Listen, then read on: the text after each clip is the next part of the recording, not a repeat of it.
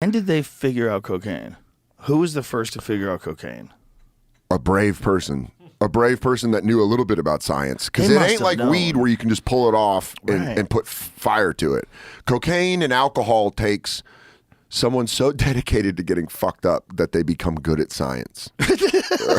Because I watched, have you ever seen that show Trafficked? No. There's this woman who's like one of my personal heroes, Mariana Van Zeller. She's like a real on the ground journalist. Like goes to dangerous places. Yeah. The kind of the people that need to do ayahuasca to stop the PTSD. I don't know what she seems fine, which is crazy. All those war correspondents are all like, you're like, you need to probably go do something to erase everything you've seen. She was first on the show like 10 years ago because she exposed the fentanyl issue and the the opioid issue in Florida, where they had those pill mills and they didn't have a database. Yeah. So you could go to they call them pain management centers. You would go there, you would talk to the doctor on the left side. The doctor say, "Oh, you need pills," and you go to the right side and they give you pills, and that's all they have is pills.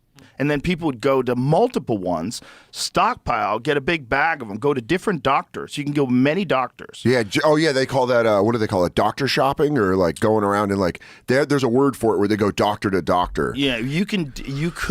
Back then, you could do it because they didn't have a database. Oh, all that which shit. Everybody thought was insane. This is a controlled substance, a highly addictive heroin that you take in pill form, and they're selling have it like database? Gum. Yeah. They're just like, I don't know. Did you come by today? And you go, no. And they're like, we can't tell. She did a whole documentary on it called The OxyContin Express. And That's it was amazing. I'm going to absolutely check that out. But she went to the fucking jungle of Colombia to where they make cocaine and filmed the whole process with the people making it, and then hiked out with them when they carried it on their backpacks through the jungle.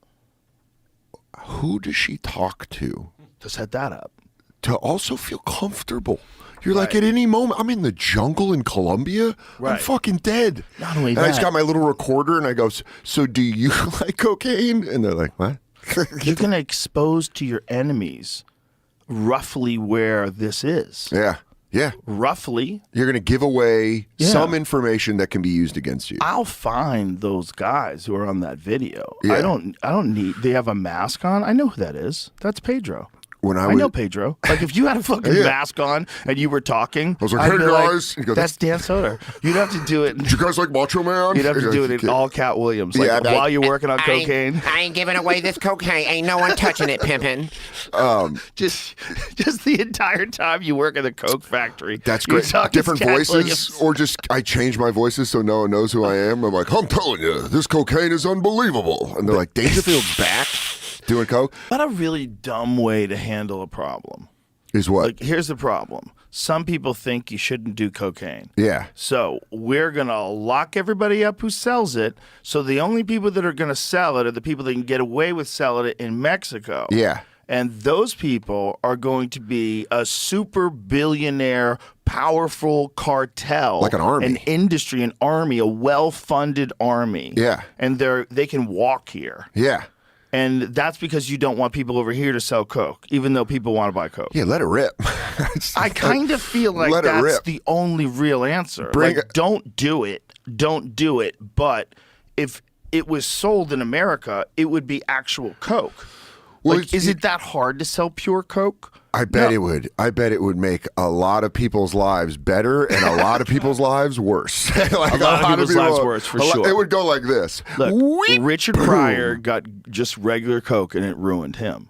Yeah, I mean, right? some say Hunter S. Thompson. Some say Hunter S. Thompson's writing. Sigmund Freud loved cocaine. Oh, I mean, all the old school gods love the way cocaine made him feel. Fucking duh.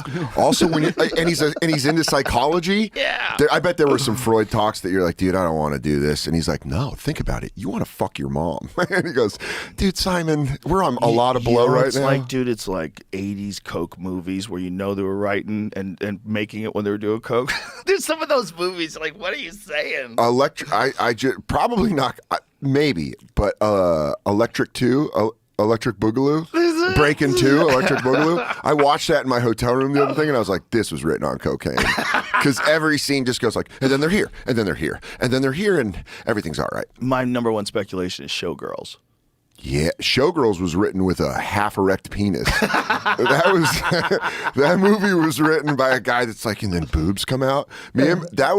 That movie hit when I was in middle school, like right when jerking off started, and so it was a gold mine because you could be like, it's a legitimate movie.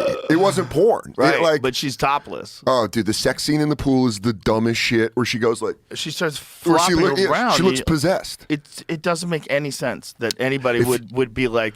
Not lose their boner and go, oh my God, she's insane. Yeah. I'm having sex with an insane person. Also, that would hurt having sex like that. You'd be like, hey, calm down. It was only NC-17, the first and to date only NC-17 film to be given a wide release mainstream theaters. I'm telling you. They made it it was so dumb. It's one of the dumbest movies ever. So but it's stupid. Great. But it's great to watch. Eighth grade jerk off. It's Hall of Fame. It's just great to